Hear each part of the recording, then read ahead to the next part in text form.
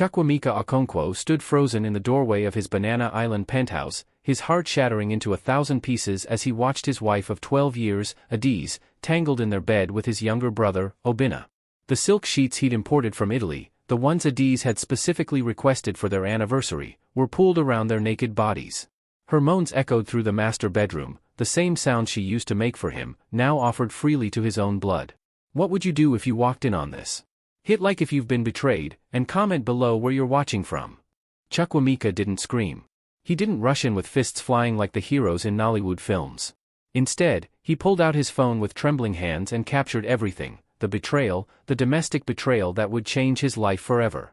30 seconds of footage that confirmed his worst suspicions about his marriage, about his family, about everything he'd built in his 43 years of life. Then he disappeared into the Lagos night. 3 days earlier, Chukwuemeka had been named Nigeria's youngest self-made billionaire by Forbes Africa. His tech company, Africanfolktale Solutions, had Mama Nkechi's modest 3-bedroom house in Surulere stood in stark contrast to the gleaming towers of Victoria Island. Chukwuemeka had offered to move her to Banana Island a dozen times, but she'd refused every time. I raised you in places like this, she'd said. I won't forget where we came from just because you have money now. He knocked on her weathered door at 9 p.m., his Maybach parked 3 streets away to avoid attention. Mama Nkechi opened the door wearing her traditional wrapper and headscarf, her eyes widening in surprise before narrowing with maternal concern. Chukwu, what brings you here so late? And why do you look like a ghost? He stepped inside the small sitting room that smelled of jollof rice and burning incense. The walls were covered with photos of him, from a skinny boy in worn school uniform to graduation at the University of Lagos, to his wedding day with Adiz's perfectly made-up face beaming beside him. That photo now felt like a lie. Mama, I need to ask you something, and I need the truth. Mama Nkechi gestured to her old sofa, the same one she'd had for 20 years. Sit, my son. You're trembling. Did you send me that text? The boat exploded at 11:47 p.m., 3 miles off the coast of Lagos. Flames shot into the night sky as Chukwuemeka's private yacht, the Adiz Dream, ironically named after his cheating spouse, burst apart in a spectacular display that could be seen from Victoria Island. Within minutes, the Lagos Harbor Patrol received distress calls. Within an hour, every news station in Nigeria was reporting the same story: billionaire Chukwuemeka Okonkwo had died in a boating accident. But Chukwuemeka stood very much alive in Tun's guest house in Ikoyi, watching the news coverage on his laptop. Tund had hired professional stunt coordinators, the same ones who worked on Nollywood action films, to create a convincing scene. A mannequin dressed in Chukwuemeka's clothes had been placed on the boat. DNA evidence would be found through Tund's connections with corrupt harbor officials. Everything looked authentic. Your phone has been ringing non-stop, Tund said, holding up Chukwuemeka's old device. 63 calls in the last hour. Adiz called 40 times. Your brother called 18 times. Even the governor called. And my mother? She hasn't called once. She's playing her part perfectly. The plan was simple but effective. Mama Nkechi would be the grieving mother, coordinating the funeral arrangements and gathering the family. Tund would serve as the estate lawyer, managing Chukwuemeka's assets and will reading. And Chukwuemeka himself would watch everything unfold from the shadows, disguised and hidden, observing how his loved ones reacted to his death. He'd installed hidden cameras throughout his Banana Island home before staging his death. Tund had also placed recording devices in the offices of Africanfolktale Solutions. Every conversation, every secret meeting, every true feeling would be captured. Are you ready to watch? Tund put a hand on his shoulder. Remember, brother. We're gathering evidence. Every word they say is being recorded. When this is over, they'll pay for every lie, every betrayal. But Chukwuemeka barely heard him. On the screen, Adiz was talking again. There's just one problem, she said. The lawyer, Tund. He and Chukwu were very close. What if Chukwu left instructions that complicate things? What if he suspected something? Obinna's expression darkened. Then we deal with Tund. One way or another. Nobody stands between us and that fortune. Nobody. The threat was clear. His best friend was now in danger because of this revenge story Chukwuemeka had orchestrated. He'd put Tund at risk without fully considering the consequences. We need to warn him, Chukwuemeka said urgently. He knows the risks, Tund replied calmly. And he's protected. I have security, and I've made my own recordings of threatening behavior. Let them try something. It will only add to the evidence against them. As the night wore on, Chukwuemeka watched feeds from multiple cameras. He saw Adiz calling her mother in Enugu, fake crying about her tragic loss while simultaneously asking about property laws and inheritance rights. He saw Obinna meeting with someone in a dark corner of a bar in Lekki. The footage was grainy, but the man appeared to be taking payment for something, their whispered conversation inaudible. By 3 a.m., Chukwuemeka had seen enough. But he couldn't stop watching. It was like witnessing the autopsy of his own life, painful, necessary, revealing. His phone, his new, secret phone that only Tund and Mama Nkechi knew about, buzzed with a message from his mother, "My son, your father's former business." The funeral was a spectacle worthy of Lagos royalty. 3 days after his supposed death, Chukwuemeka watched from a distance as thousands gathered at the Cathedral Church of Christ in Marina to mourn Nigeria's youngest billionaire. Politicians gave speeches about his contributions to the economy. Business leaders praised his innovation. Nollywood celebrities posted tearful tributes on Instagram. Lagos Traffic Radio dedicated their entire morning show to discussing his legacy. But Chukwuemeka, disguised in a simple shirt and worn cap, standing among the crowd of ordinary Lagosians outside the cathedral, saw only the lies. Adiz arrived in a custom-made black Ankara dress that probably cost 3 million naira, her face hidden behind designer sunglasses and a black veil. She played the devastated widow perfectly, collapsing dramatically into Obinna's arms as photographers captured every moment. The blogs would call her Nigeria's most tragic bride. They would praise her beauty in mourning, her grace under pressure. If only they knew the truth about this cheating spouse. Mama Nkechi walked behind Adiz, her grief real even though her son wasn't actually dead. She grieved for what could have been, for the marriage that had turned rotten, for the family that had betrayed her boy. Chukwuemeka wanted to run to her, to comfort her, but he stayed hidden as planned. The service was long and emotional. Pastor Ezekiel gave a powerful sermon about living righteously and leaving a legacy. Several of Chukwuemeka's business associates spoke about his genius, his kindness, his vision for African technology. It would have been touching if it wasn't all based on a lie. When it was Adiz's turn to speak, she approached the pulpit slowly, as if each step caused her physical pain. "My husband," she began, her voice breaking beautifully, "was the best man I've ever known. He loved deeply, worked tirelessly, and dreamed impossibly big until certain conditions are met that would trigger alternative inheritance arrangements." "What conditions?" Obinna asked suspiciously. "That's confidential," Tund replied. Chukwuemeka was very specific about protecting his company's future. "All will be revealed in time." The meeting dissolved into chaos. Adiz threatened lawsuits. Obinna accused Tund of manipulating his brother's will. Even Amara seemed nervous, probably worried about the documents she'd stolen being discovered. Only Mama Nkechi remained calm, sitting quietly with her hands folded, letting the storm rage around her. After everyone else left in fury, the camera captured Adiz and Obinna in the parking garage. "That old witch somehow convinced him to change the will," Adiz hissed. "She's been planning this. She always hated me."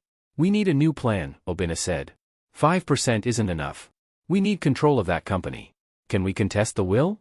It would take years and cost millions. By then, the company could be run into the ground." Obinna paced back and forth. What if something happened to Mama Nkechi? If she dies, her shares would be redistributed. Probably to you as the wife." Chukwuemeka's blood turned to ice. Were they actually discussing murdering his mother? "Don't be stupid," Adiz said, but her tone wasn't horrified, it was considering. "We can't do anything obvious. But maybe, accidents happen. Especially to old women living alone in Surulere. We'd have to be careful. Very careful." "We've been careful for 4 months," Adiz reminded him. "We can be patient a little longer." As they drove away, Chukwuemeka made a decision. The revenge story had to accelerate.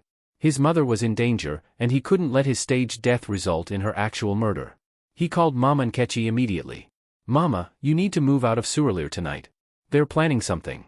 I heard them." "I know, my son," Mama Nkechi replied calmly. "I've been expecting this. That's why Tund arranged for me to stay in a secure apartment in Ikoyi. I'm packing now."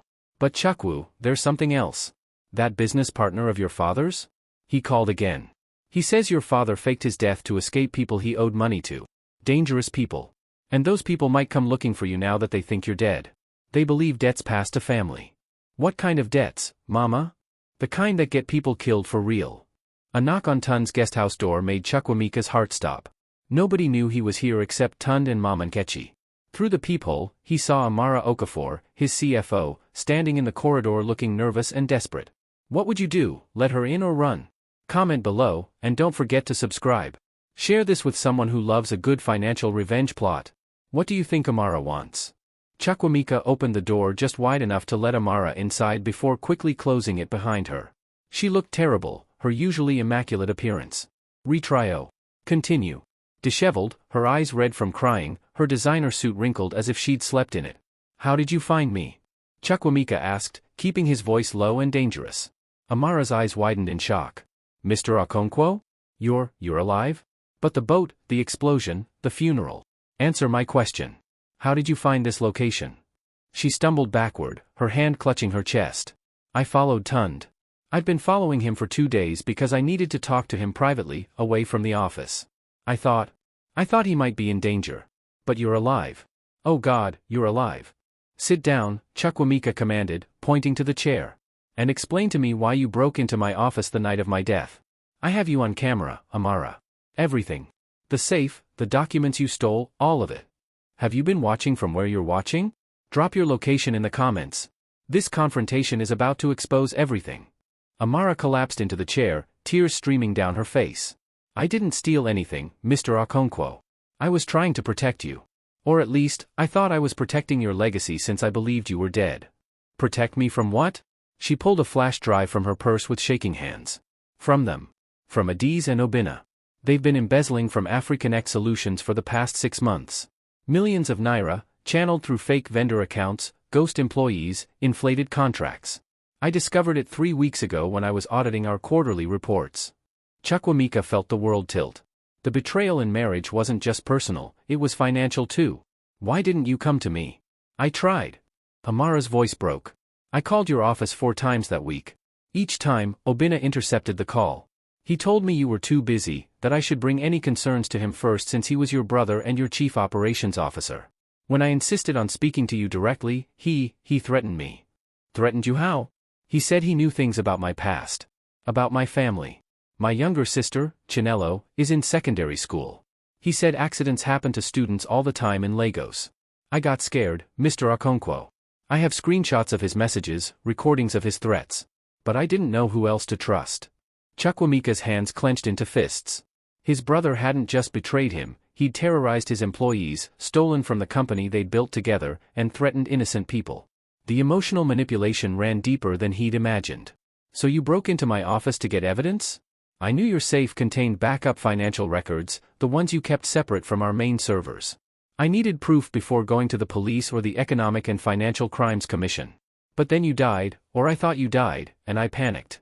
I thought maybe Obinna and Adiz had somehow caused your death to cover up the embezzlement. Chukwuemeka's mind raced. Could they have? No, he'd staged his own death, controlled every detail. But the timing was suspicious. Had they been planning to kill him anyway? Show me everything, he said. For the next hour, Amara walked him through the evidence on her flash drive. Bank statements showing transfers to shell companies registered in Benin Republic and Ghana. Email chains between Obinna and various vendors who didn't actually exist. Contracts for services never rendered, equipment never delivered. The scheme was sophisticated and extensive. African Solutions had lost approximately 450 million naira over 6 months. Adiz was involved too, Amara explained, pulling up more documents.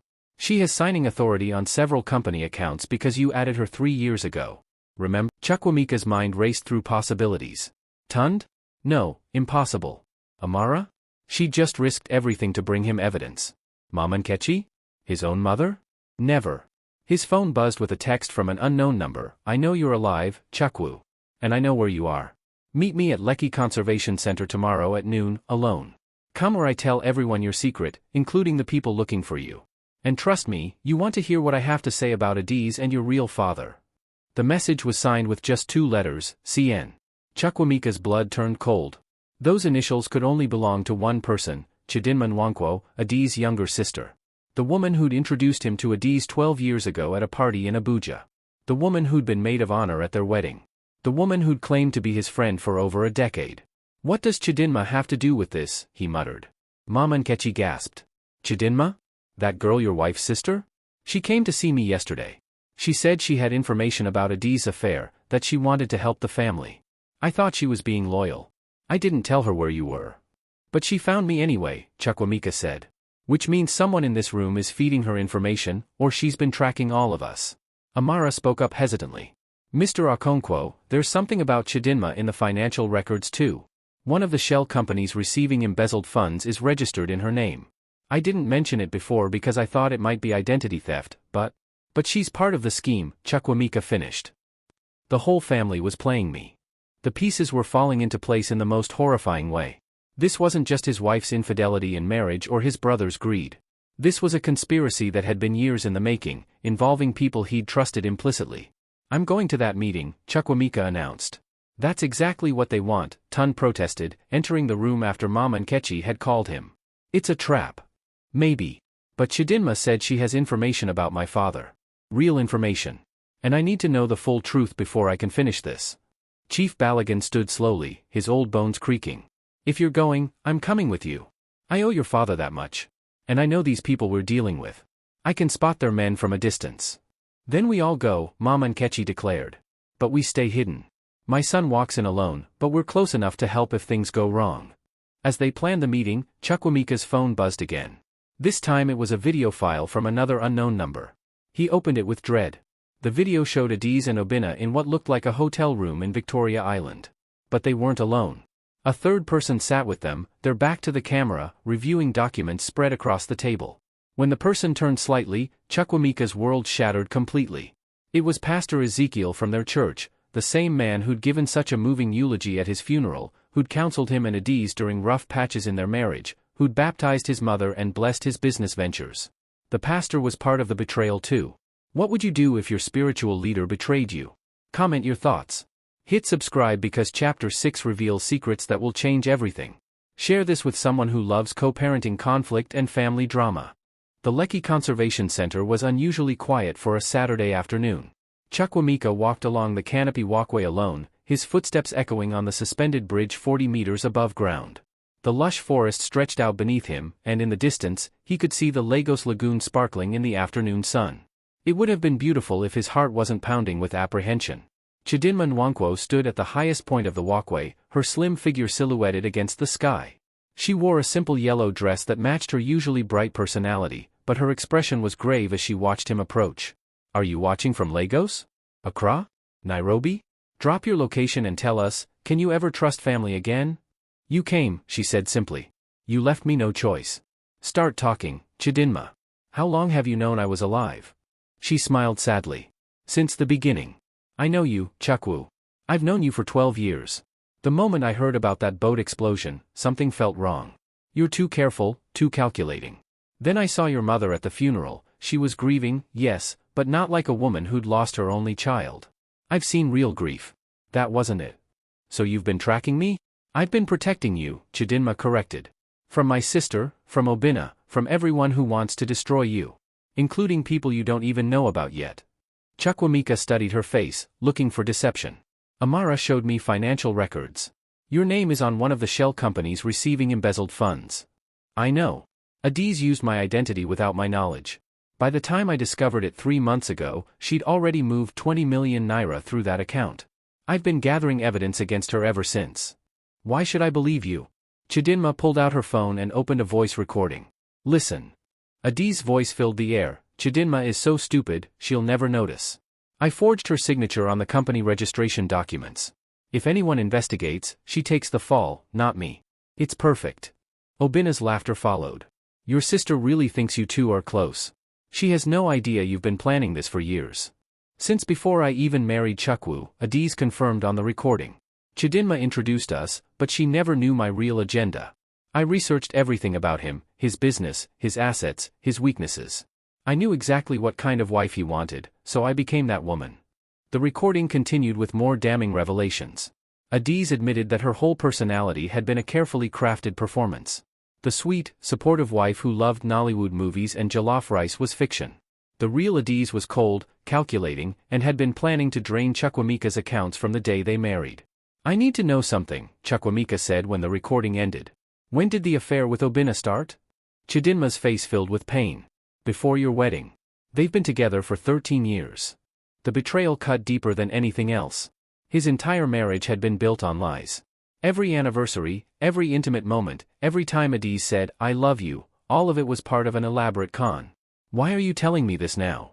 Because it's about to get worse, Chidinma said urgently. The pastor you saw in that video? Pastor Ezekiel? He's not actually a pastor. His real name is Emmanuel Okafor.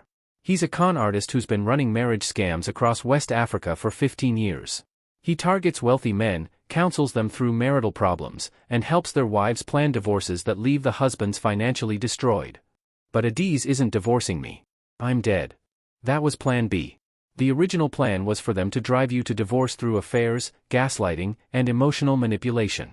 Then Pastor Ezekiel would counsel you both, recommend mediation, and help Adiz get at least 60% of your assets in the settlement. But you faked your death before they could execute that plan, so now they're improvising. Chukwuemeka's head spun. The domestic betrayal was systematic, professional, orchestrated by people who did this for a living. There's more, Chidinma continued. Your father, the one who supposedly died when you were 5? He didn't fake his death. That's a lie. I had to get you here somehow. You wouldn't have come if I'd just asked nicely. And I needed to tell you this face to face, somewhere Adiz and Obinna couldn't overhear. A sound from below made them both freeze. Someone was climbing the canopy walkway stairs, moving fast. Did you tell anyone about this meeting? Chukwuemeka hissed. No one except. Chidinma's face went pale. Oh God. I wrote it in my diary. Adiz must have read it. She's always snooping through my things when she visits. 3 figures emerged onto the walkway, Obinna, flanked by 2 large men Chukwuemeka didn't recognize. His brother's face was twisted with rage and something else, triumph. Brother. Obinna called out, his voice echoing across the forest. I knew you'd be too stupid to actually stay dead. Just like our father. So they believed the lie about his father too. Chief Balagan's deception had spread like a virus through everyone's reality. This ends now, Obinna continued, walking closer. You've cost me everything, Chukwu. You got the education, the business success, the respect. All I ever got was your shadow. Well, no more. You're going to sign over your company shares to Adiz today, or these gentlemen will make sure you actually die this time. The 2 men moved to flank Chukwuemeka and Chidinma, blocking their escape routes on the narrow walkway. They were professionals, probably hired muscle from one of Lagos's many private security firms. You'd really kill me? Chukwuemeka asked his brother. Your own blood? You stopped being my brother when you refused to make me an equal partner in AfriConnect Solutions. I built that company with you, but you kept all the credit, all the power. Even your will insulted me, 10 million naira like I'm some stranger you're dismissing. You didn't build anything, Chukwuemeka shot back. You embezzled 450 million and threatened my employees. You're a thief and a coward. Obinna's face darkened. He nodded to one of the hired men, who pulled out a knife. The canopy walkway swayed slightly under their combined weight. But Chukwuemeka had planned for this possibility. He pressed a button on his watch, a signal to Tund, Mamankechi, and Chief Balagan. Despite Chidinma's warning, they'd still positioned him as backup, waiting in vehicles below. Before you do something you can't take back, Chukwuemeka said calmly, you should know that every word you've spoken has been recorded. There are cameras hidden in Chidinma's earrings and my shirt button. Everything is being live-streamed to my lawyer's secure server. Obinna hesitated, his eyes darting to Chidinma's ears. And those security guards below? Chukwuemeka continued. They're not regular conservation center staff. Tund hired them. You're surrounded, brother. The only way out of this is to stop now and let the law handle it. But desperation makes people reckless.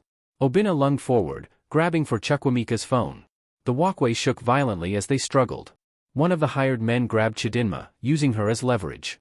Stop or she falls, the man shouted, dangling Chidinma over the edge of the walkway. Chukwuemeka froze. Far below, he could hear sirens. Tund had called the police as planned. But would they arrive in time? Let her go, Chukwuemeka said. This is between you and me, Obinna. She has nothing to do with it. She has everything to do with it. Obinna screamed. She's been feeding Adiz information, helping us plan everything. She's not the innocent victim you think she is. Chidinma shook her head frantically. That's a lie. I've been working against them. Then explain the 2 million naira that appeared in your account last week, Obinna sneered. Money transferred from the same shell company Adiz used. Explain that. Chidinma's face crumbled. I can explain. That money was. But before she could finish, the man holding her lost his grip. Chidinma screamed, falling backward off the walkway. Chukwuemeka moved without thinking, diving to grab her hand. He caught her wrist just as she cleared the railing, his body slamming against the walkway edge. The impact nearly dislocated his shoulder, but he held on. I've got you, he gasped. Don't let go. Below them, 40 meters of air and certain death. Chidinma's weight pulled at his arm, threatening to drag them both over. Obinna stood above them, watching. For a moment, Chukwuemeka saw something in his brother's eyes, regret, perhaps, or the last flicker of the bond they'd once shared. "Help me pull her up," Chukwuemeka begged. "Please, Obinna. She's innocent in all this."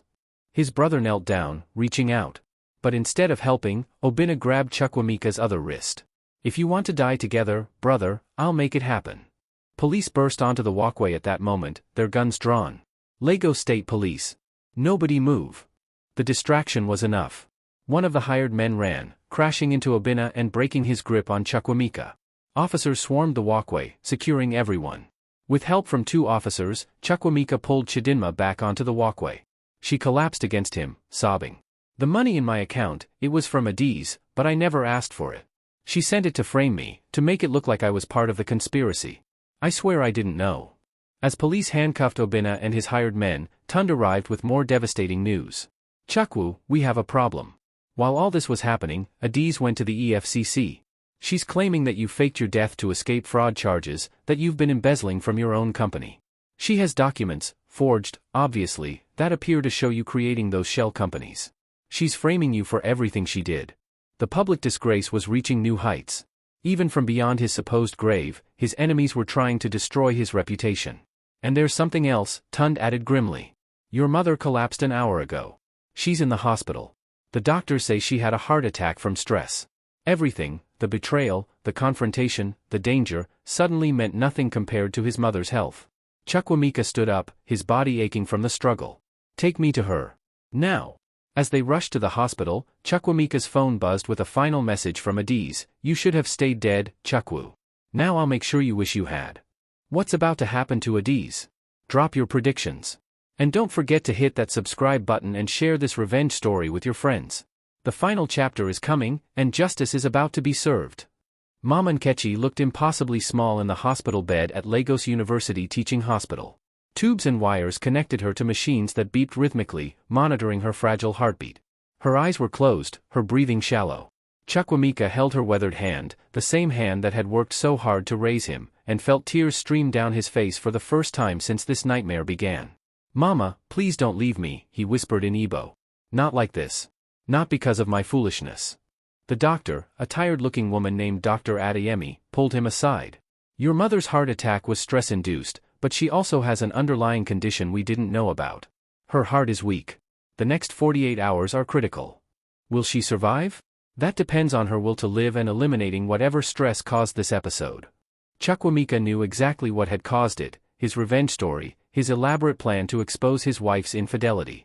He'd been so focused on catching betrayals that he'd nearly killed the one person who'd never betrayed him. Tund entered with urgent news. "The EFCC has issued a warrant for your arrest. Adiz's accusations are being taken seriously.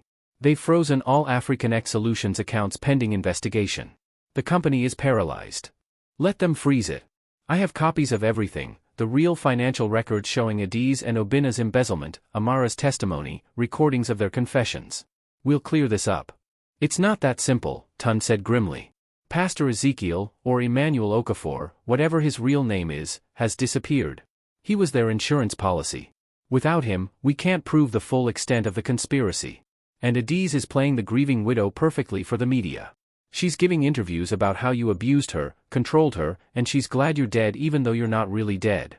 The co-parenting conflict would have been relevant if they'd had children, but thankfully they didn't.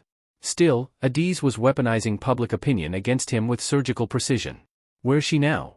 At your Banana Island penthouse, the one your mother inherited. She's refusing to leave, claiming squatters' rights as the widow. She's called CNN, BBC Africa, every news outlet imaginable. Your story is international now. Nigerian billionaire fakes death in family drama." Chukwuemeka laughed bitterly. The public disgrace was complete. His carefully constructed life had become a tabloid headline. But then Mama Nkechi's eyes fluttered open. "Chukwu," she whispered weakly. He rushed to her side. "I'm here, Mama. Save your strength." "No time for that," she said, her voice gaining unexpected clarity. "Listen to me.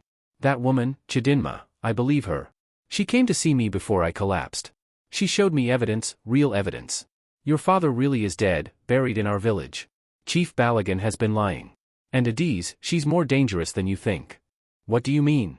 "The day of your funeral, I overheard her on the phone. She was talking about your children." "We don't have children, Mama." But she does. Mama Nkechi's grip on his hand tightened. She has a 5-year-old son. With Obinna. Living in Abuja with her aunt. She's been hiding him from you for years. The revelation hit Chukwuemeka like a physical blow. While he'd been working to build their future, believing they were trying for children, Adiz had already had a child with his brother. The betrayal in marriage reached depths he hadn't thought possible. She planned to introduce the boy after your death, Mama Nkechi continued. Claim he was your son, conceived before you died. Use him to claim additional inheritance, additional sympathy. That's why she needed you dead, to rewrite history completely. Before Chukwuemeka could process this, his phone rang. Chidinma's number. Chukwu, Adiz knows I helped you. She's threatening my mother in Enugu. Please, I don't know what to do. Where are you? St. Agnes Catholic Church in Maryland. I came here to pray, and, oh God, she's here. She brought Obinna. They must have followed me. Please help. Chukwuemeka made a decision. Tund, stay with my mother. Call the police. Tell them Adiz and Obinna are at St. Agnes Church. I'm going there now. You can't. There's a warrant for your arrest. I don't care anymore. This ends today. He arrived at St. Agnes Church just as evening mass was ending. Parishioners poured out of the building, unaware of the drama unfolding inside. Chukwuemeka pushed through them and found Chidinma in a back pew, Adiz and Obinna standing over her. But something was different. Obinna's hands were raised defensively, and Adiz held a small handgun pointed at both him and Chidinma. You stupid, useless man. Adiz screamed at Obinna. You couldn't even keep Chukwu dead.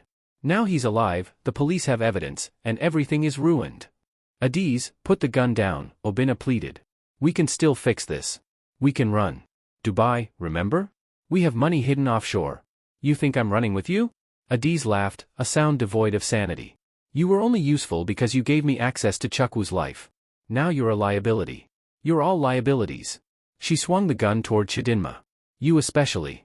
Always so good, so moral, trying to save everyone. You should have minded your business. Chukwuemeka stepped into her line of sight. Adiz. She spun toward him, the gun now pointing at his chest. Up close, he saw the woman he'd married had completely disappeared. Her eyes were wild, her carefully maintained beauty twisted by rage and desperation. Are you watching from Lagos or Atlanta? What would you do in this situation? Comment below and hit that subscribe button. This is the final moment of this African marriage drama. You just won't stay dead, will you? She hissed. Why, Adiz? Why marry me at all if you hated me so much? I didn't hate you, she said, and for a moment her voice was almost sad. I hated what you represented. Another rich Nigerian man, taking whatever he wanted, thinking money solved everything. My mother died because a man like you, wealthy, powerful, connected, seduced her, got her pregnant, and abandoned her. I grew up poor in Enugu while men like you lived in mansions. I swore I'd make one of you pay. So you chose me? Randomly? Chidinma talked about you constantly that year we roomed together at university. How brilliant you were, how kind, how successful you'd become. I saw an opportunity. I crafted myself into your perfect woman, made you fall in love with a fiction, and planned to take everything. What about the child? Your son with Obinna? Adiz's facade cracked. How did you? Never mind. Yes, I have a son. My beautiful boy, the only real thing in my life. I wanted him to have what I never did, wealth, security, a father's name. Your name. But I'm not his father. You would have been, on paper. That's all that matters. And he'd inherit billions. My son would never suffer like I did. Chukwuemeka felt an unexpected wave of pity. You could have just asked for help, Adiz. I would have helped you, helped your son, if you'd been honest about your pain. Men like you don't help. They use. They take. They destroy. Sonnet 4.5. I'm not whatever man hurt your mother. I'm not your enemy. Yes, you are. All of you are. She cocked the gun, her hand steady. But if I can't have your money, at least I can have revenge. Obinna lunged forward, grabbing for the gun. It discharged with a deafening bang in the church. Screams. Retrial. Continue. Echoed through the sanctuary as parishioners still lingering outside rushed in. But it wasn't Chukwuemeka who fell.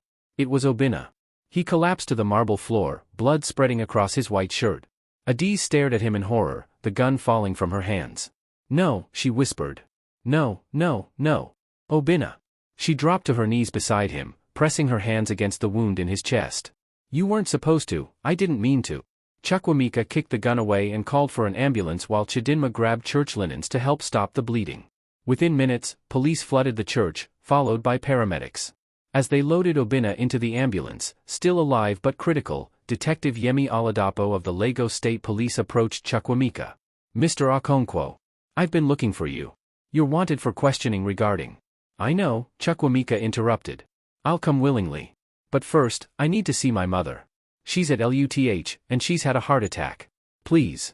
The detective studied his face for a long moment, then nodded. "I'll escort you there. But Mr. Okonkwo? You have a lot of explaining to do.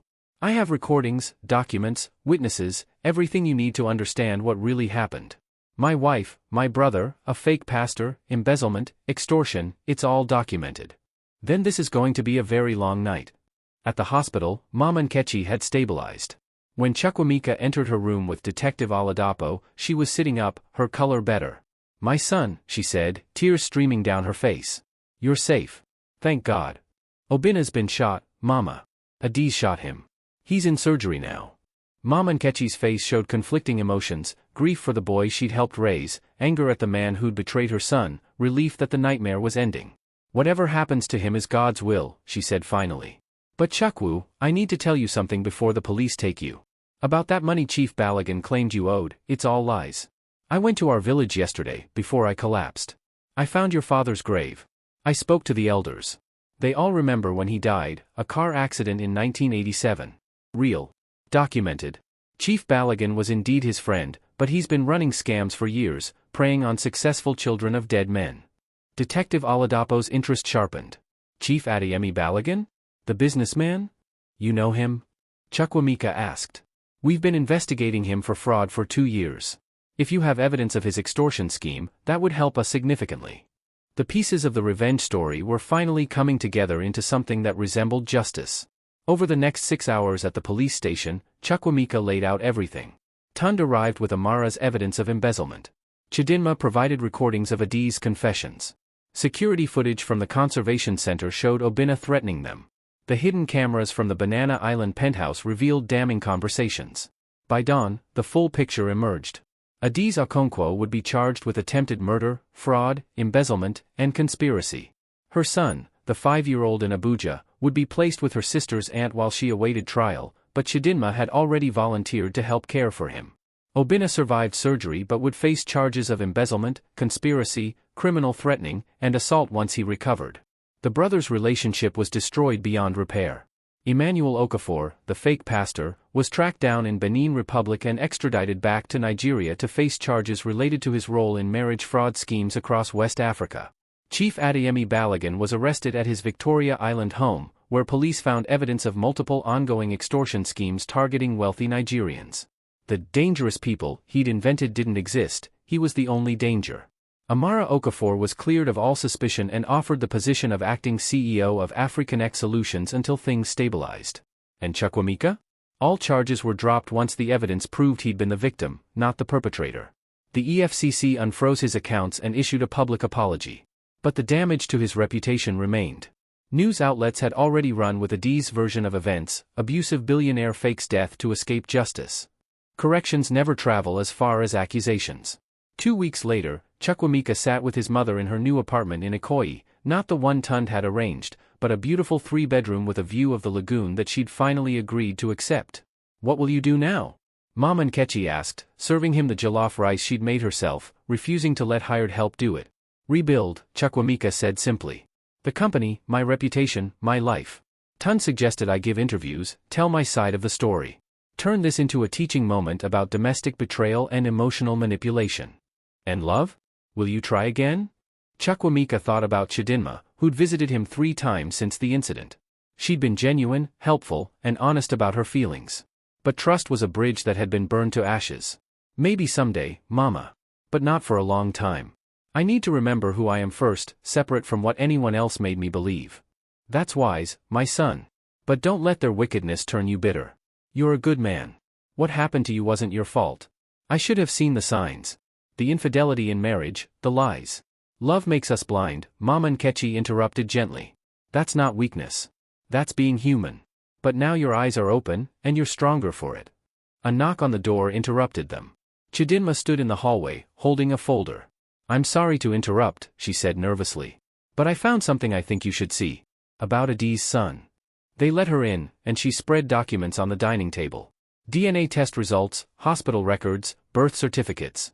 I paid for a DNA test, Chidinma explained. With Adi's permission, actually. She's in jail awaiting trial, but she agreed to let me test her son. I needed to know the truth for his sake. And? Chukwuemeka asked, though he already knew the answer. Obinna isn't the father, Chidinma said quietly. Chukwu, you are. The world stopped. That's impossible. Adiz and I, we tried for years to have children. Nothing happened. She said it was my fault, that I was. She lied about that too, Chidinma said, tears in her eyes. She got pregnant 6 years ago, early in your marriage. But she told you she'd miscarried, remember? She didn't. She carried the baby to term and told you she was visiting her mother in Enugu. She gave birth there, then came back and told you she needed time to heal emotionally from losing the baby. Chukwuemeka remembered that year. Adiz had been distant, grieving.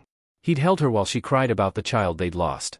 It had been one of the few times he'd felt truly close to her, both sharing genuine pain. But it was another lie.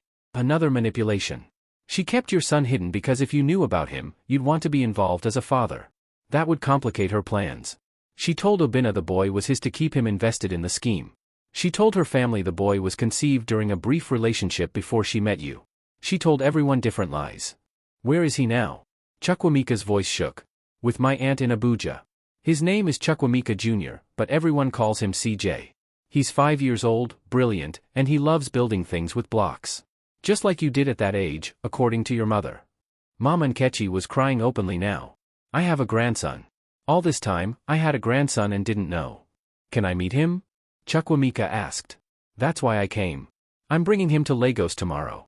He doesn't know who his father really is yet. Adiz told him you were dead, ironically. But if you want to be in his life, we need to tell him the truth. That night, Chukwuemeka couldn't sleep. He'd spent weeks planning revenge, exposing betrayals, confirming his worst fears about human nature. But now, unexpectedly, there was something pure in the wreckage, a son he'd never known existed. The next afternoon, Chidinma brought CJ to Mama Nkechi's apartment. The little boy had Chukwuemeka's eyes, his smile, even his cautious way of observing new situations before committing. CJ, Chidinma said gently, this is your daddy. Your real daddy. The boy studied Chukwuemeka seriously. Mama said my daddy was in heaven. Your mama was confused, Chukwuemeka said, kneeling to be at eye level with his son. I'm right here. And I've been waiting my whole life to meet you. CJ thought about this, then reached into his backpack and pulled out a toy car. I built this. Auntie Chidinma got me the pieces, but I put it together myself.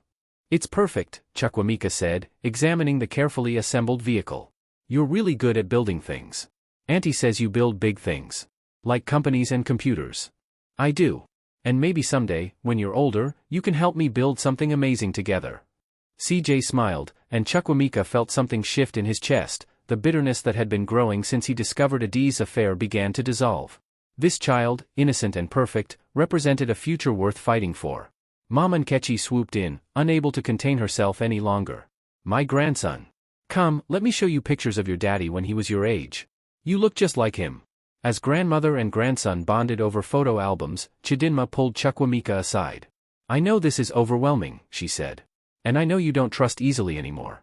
But I'll help however I can, with CJ, with the legal proceedings, with rebuilding your life. No expectations, no hidden agenda. Just friendship.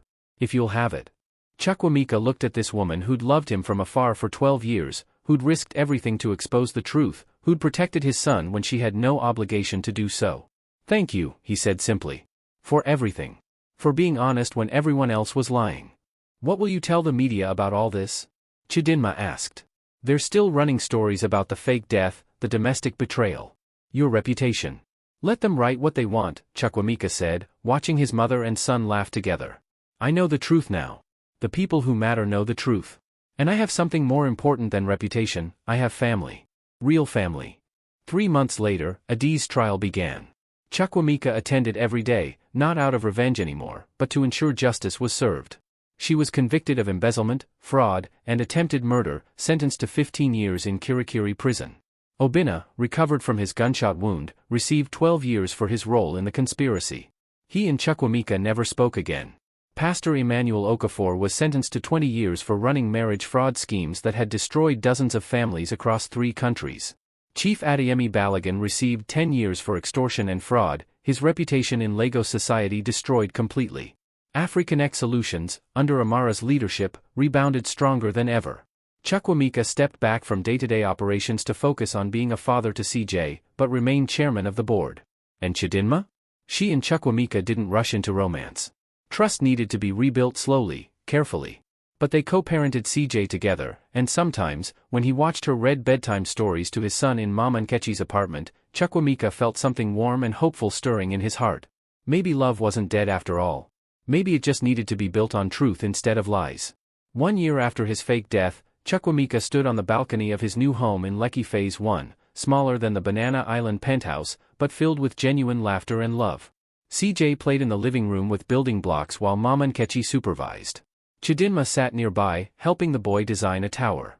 Tun joined him on the balcony. You know, brother, most people would be bitter after what you went through. Betrayal in marriage, infidelity, public disgrace, family deception, you experienced it all. I was bitter, Chukwuemeka admitted. For a long time. But then I realized, Adiz didn't destroy me. She revealed herself. And in doing so, she freed me to build something real. Any regrets about faking your death? Chukwuemeka considered this. I wish I'd handled it differently. I put my mother's health at risk, endangered friends, caused chaos. But would I have discovered the truth any other way? Probably not. Sometimes you have to die to yourself, to who you thought you were, to become who you're meant to be. His phone buzzed. A message from an unknown number. Mr. Okonkwo, this is Linda Akeji's blog. We'd like to interview you about your experience with domestic betrayal and moving forward after infidelity. Would you be interested in sharing your story to help others? Chukwuemeka looked at his son, his mother, his friend who might become something more, and made a decision. Yes, he typed back. But we tell the whole truth. The good, the bad, and everything I learned about forgiveness. Because that was the final lesson of his revenge story, that healing wasn't found in destroying those who hurt you, but in building something better from the ashes they left behind. What's your biggest takeaway from this story? Comment below. And if this African marriage drama moved you, please hit that like button, subscribe to the channel, turn on notifications, and share this with someone who needs to hear about resilience after betrayal. Drop a comment telling us where you're watching from: Lagos, Accra, Nairobi, Atlanta, London. Let's build a community of survivors. Thank you for watching, and remember, sometimes the end of one story is just the beginning of a better one. Until next time, stay strong, stay faithful to your truth, and never let anyone's betrayal define your future. God bless you all. The end. Retriclod can make mistakes. Please double-check responses.